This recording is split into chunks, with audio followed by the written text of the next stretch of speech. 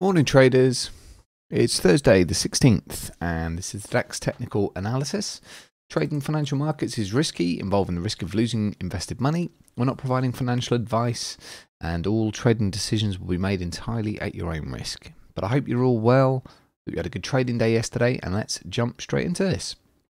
Now, yesterday in the video I talked about there being a situation where we've got this overhead press, down-sloping overhead press on the DAX, and that we're going to likely break above that at some point, which we've done now this morning on the overnight session, up until this morning really. As soon as the market opened around about midnight or so after, we see a kind of a leak above the level, and we're now breaking with a bit more ignition on the European Open. So a couple of things to look out for, I think, considering now that this supply zone has held, this 357 to 93 zone that I marked out. We're looking to see whether or not there's just an immediate reaction higher from here, or whether we actually get a test of this overhead press from above before another move. Alright, so just be aware of that. So jumping on this move straight away, yeah, is an option. We could look at doing that, no problem. But if it does want to come and test those levels just to make sure and kiss it goodbye on the way, then we're going to get trapped out. So just got to be aware of that. So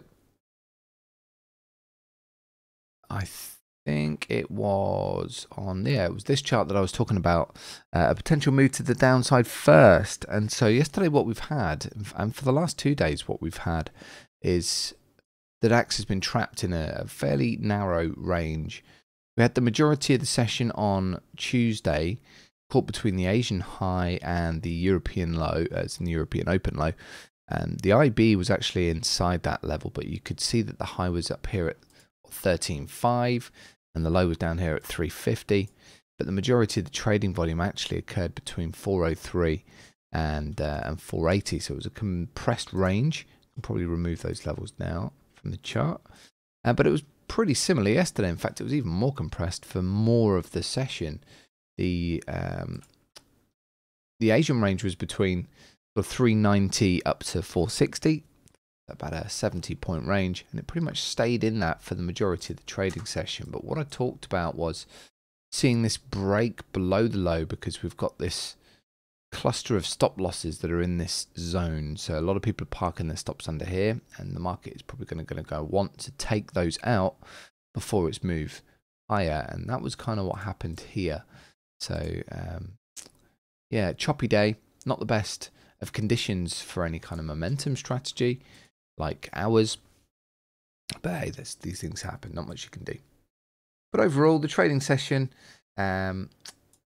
was not on particularly high volume. There was not a lot to be that interested in, and it was a pretty rangy looking day. So this morning it's nice to see the fact that we've already broken out above the high of yesterday, and we've started to pierce this value area high of Tuesday. So let's see if we can catch any momentum and move further. But I'd like to see us get out up towards that 13.5 level. Anywhere up towards the highs that we've seen recently would be very, very interesting, because I think it's options expiry very, very soon.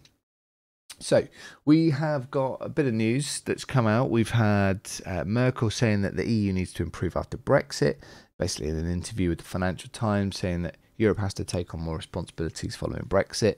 So that kind of reopens the Brexit piece once more. And of course, Boris Johnson was talking about that the country will not accept any extension, Brexit transition period beyond the end of this year. There's still a lot of work to do, obviously, but it's just going to be another distraction to add to the list for probably the rest of 2020, I think. We'll just sort of get bits of it here and there. German inflation, a bit more important for the DAX, was at 1.4% in 2019. So when you consider that the German economy is one of the largest in Europe, in fact, it is the largest in Europe, and when you consider that the ECB are trying to get interest rates at 2%, excuse me, and the German inflation is at 1.4, obviously it doesn't look that positive that they're going to get close to a target that they're aiming for. So that opens up the possibility again of further easing or other measures that come in to try and get that to boost. But a little bit worrying that it's starting to level off at a level that's underneath the target that they're looking for. What else have we got? Well, I don't really want to keep talking about the trade deal or really anything to do with the US because there is just distractions and I'm not really that interested in it. But we've got the ECB minutes from December. Of course, the trade deal is talking about phase 2 and yeah, you can check up on that, no problem. US retail sales for December continuing to share the theme that Christmas sales even are disappointing, as they have been over in the UK and Europe as well. And that's pretty much the main thing, because at the moment risk sentiment is still strong with equities, and that is helped by this phase 1 deal that was published yesterday. And I think that the environment is still pretty good, and that will translate over to Europe as well. And the conditions are still okay for us to maybe look at taking a position with some momentum. And I would like to see a move to break higher. We take a look on the market profile. Let's look for some exposed points of control. We have yesterday's down here.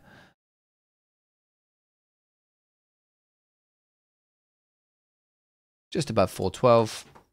And then we don't really have that many others to look at taking out. So the market doesn't have a huge amount of work to do to clear out the existing points of control.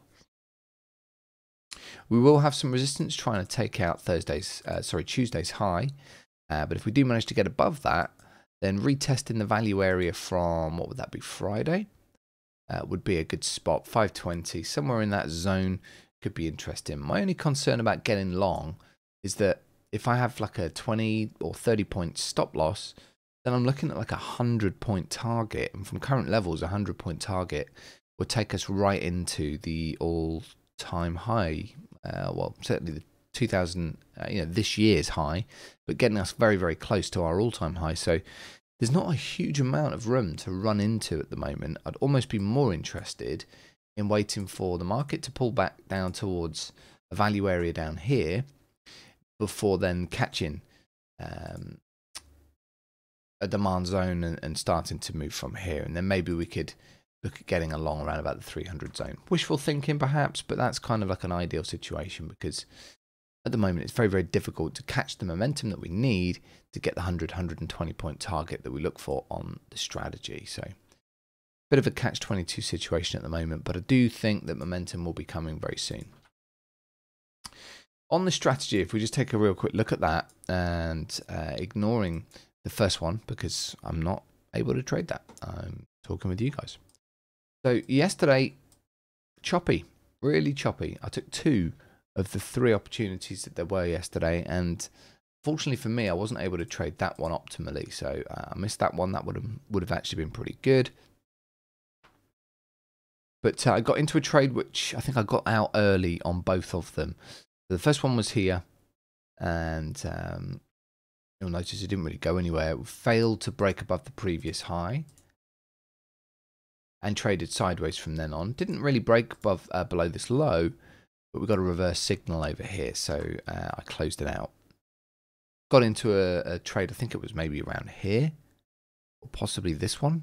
Can't remember which one it was from memory. It was one of these two. The ideal one to get into was this one.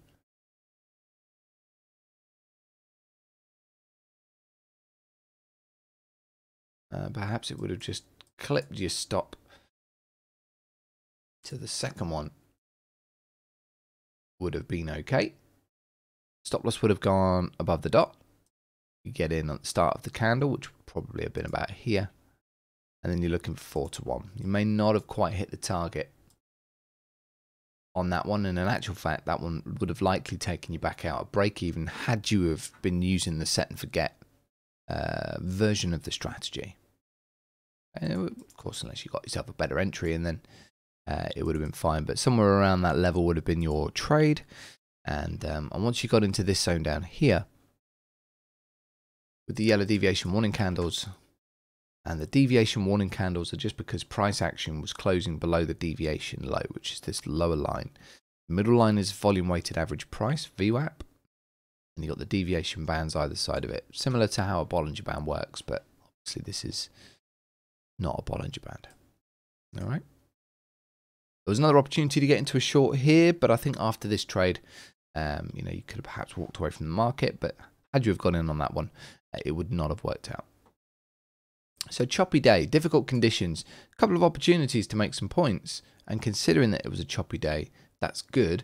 But yeah, choppy conditions are not great for a momentum strategy. So we'll see what today brings. And the first one that I'm pleased I didn't take was a fake out. So we came up towards a supply zone here, and we've dumped. So back down towards VWAP. The benefit of this is that it's going to widen the bands a little bit. So it almost feels like at the moment that a VWAP bounce strategy is actually going to be a little bit more worthwhile when trading conditions are like this. So as it gets up towards that deviation band, if it's far enough away from VWAP, then you can fade the move and trade it back down again, so it comes back to if you like, its intraday value. And it would have been like that yesterday. There were lots of different areas where you could have actually faded the move as it was stretched below VWAP, and you could have traded your way up to VWAP again, take quite a few scalping related trades. So there'd have been one here from all of these. All of these would have been taken out here, and then, you know, if you were still trading, there was the last wave that you could have held overnight and taken out here. And the similar situation for the downside, you had all of these different orange zones, and the orange is just something I've programmed to basically tell me, to alert me when price has stretched a certain, if you like, amount of distance away from VWAP. So you're comparing the average true range of the candles to the distance between highs and the VWAP. And if it's over a certain threshold, then it provides these warnings. And each time you get those, you can potentially fade them. You can fade all of these different zones up here. Each time it turns orange, you can look at fading it. Each time it turns orange to the downside, you can look at buying it. So it's an interesting way to get over a choppy market condition. All right, guys. So that's kind of what I wanted to share with you today. Key levels I've already looked at, but the point of control for today is down here with the pivot around about 410. The low from yesterday is 378. The value area low is 394. All of those zones are targets. We've broken to the upside today, but we haven't really found any traction just yet. So a move back down towards the point of control, probably the obvious move, and then testing the band to the downside. We're just kind of looking to see which zone is stronger. So I'd perhaps look at one of two scenarios. The first one I'd like to see would be a break above, or the second one I'd like to see would be to test this zone down here before a move higher. And I might be wrong on both counts, but they would be the scenarios that I'd like to see. Right, I'm going to leave it there for today. It's Thursday, so for me that means it's bin day. I've just realised I haven't taken my bin out. Better do that, otherwise I'm going to have to run up the road, and that's always embarrassing. And there is something else. Forget that. I will leave that. That's something different. But make sure you update your journals, guys. I'm going to be in the process of, probably over the next couple of months or so, building or creating, programming a trading journal that I can share on the website so you can use it. So if you don't have an Edge Wonk or a premium piece of software, you'll be able to use the one on the site. Unless you've already got your own trading software, journal software. If you don't, you definitely need it. Make sure that you're Googling something or using something to track your trades. You've got to keep track of what it is that you're doing. Right, more on that when I've got it started. But until then, guys, until tomorrow, I will leave it there and catch up with you then.